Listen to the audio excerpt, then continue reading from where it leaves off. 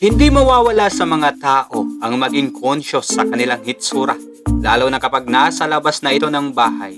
Kaya naman, may mga pagkakataon talaga na kapag nakakita tayo ng mga salamin kahit saan, ay hindi talaga maiiwasan na mapaharap tayo dito para tingnan at ayusin ang ating mga sarili. Kaya lamang minsan sa sobrang tutok sa pag-aayos ng kung ano-ano sa harap ng salamin ay hindi namamalayan ng iila na may nakatutok pala na camera sa kanila. Kaya naman sa video na ito ay handog ko muna sa inyo ang mga nakakahiya at nakakatuwang moments ng mga tao sa harap ng salamin. Wala muna tayong kamata story. Ito ay content ng tamad gumawa ng script. Pero let's do this pa rin.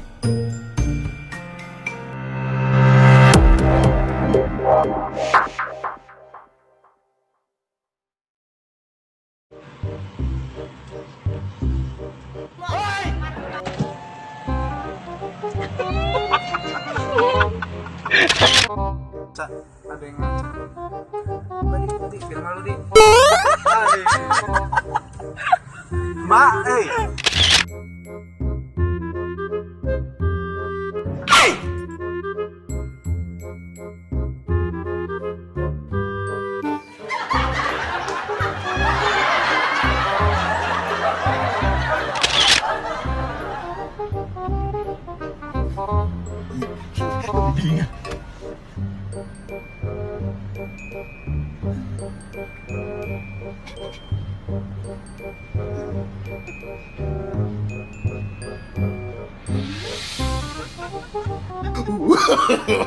No, no, no, no.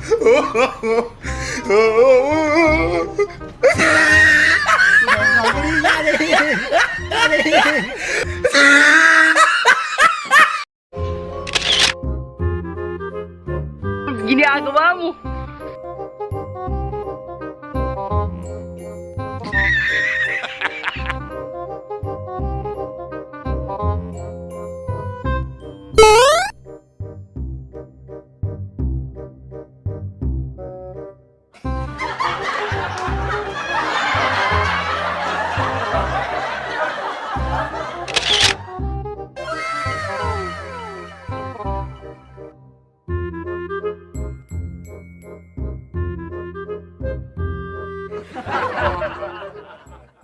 Minsan naman yung iba, akala mo nasa loob lang ng bahay manalamin eh. Kagaya ng mga ito.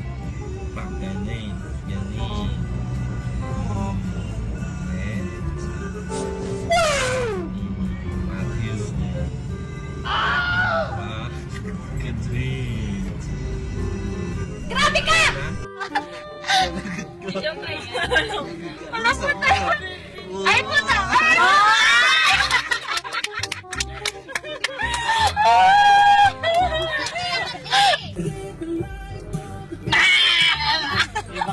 Shit!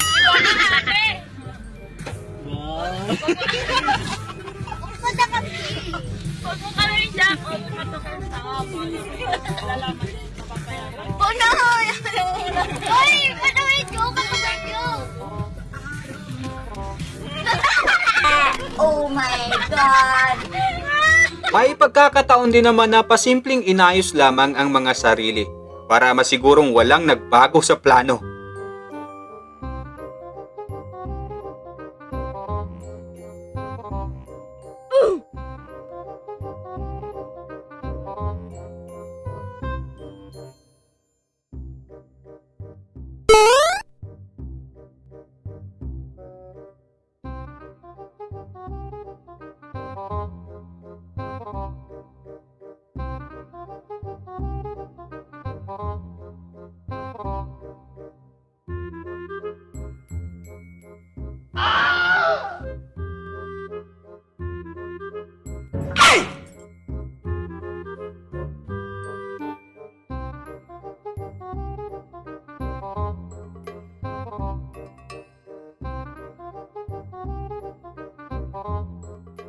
Ang babae naman na ito ay may tatagpuin siguro na lalaki. Kaya naman bago magpang-abot ang kanilang paningin, ay inayos na nito ang lahat-lahat sa harap ng salamin ng kotse. Pati ang kanyang maliliit na bulubundukin ay kanya na ring inipon sa gitna. Nais ata niyang makapagbigay ng magandang impresyon sa kadate. Kaya lamang, ito ang nangyari.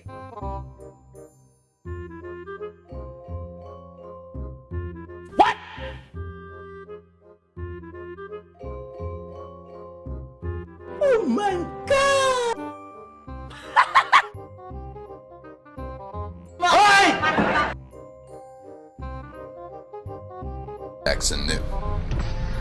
He fucked up.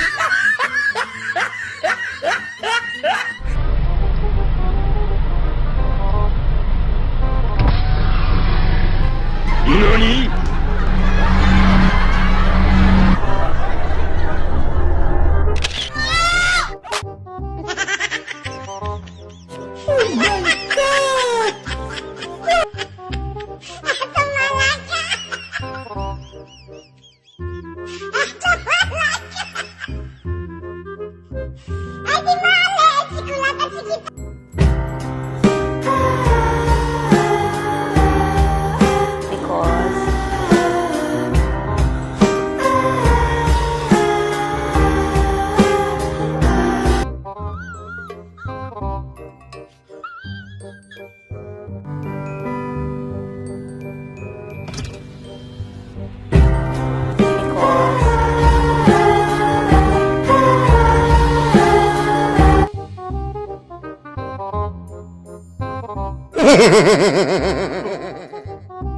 Kung ang iba ay sinilip lang ang sarili, may ibang tao naman na parang gusto nang sumalang sa pag-aartista sa sobrang tutok nito sa salamin.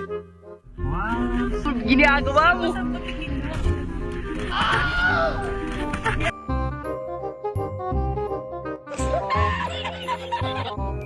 Ito namang si Kuya ay sobra talagang natuwa na makita ang taglay na kagwapuhan sa salamin. Kaya muntika na itong maging celebrity kung hindi lang sana nakalunok ng plastic.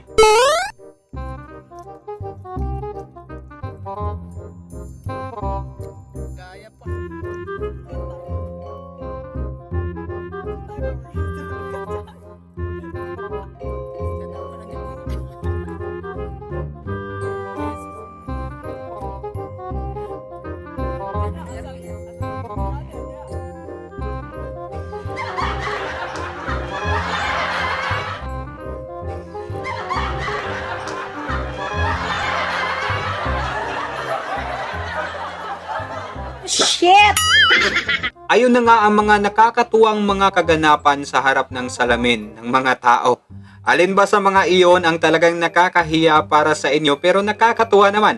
Kung gusto mo pa ang ganitong mga content kamata ay mag-comment lang ng part 2 para lagi na tayong gagawa ng mga ganito sa ating channel. Kahit 2 episode lang every week. Kumbaga pangdagdag good vibes na rin sa ating mga kamata story. Okay ba sa'yo?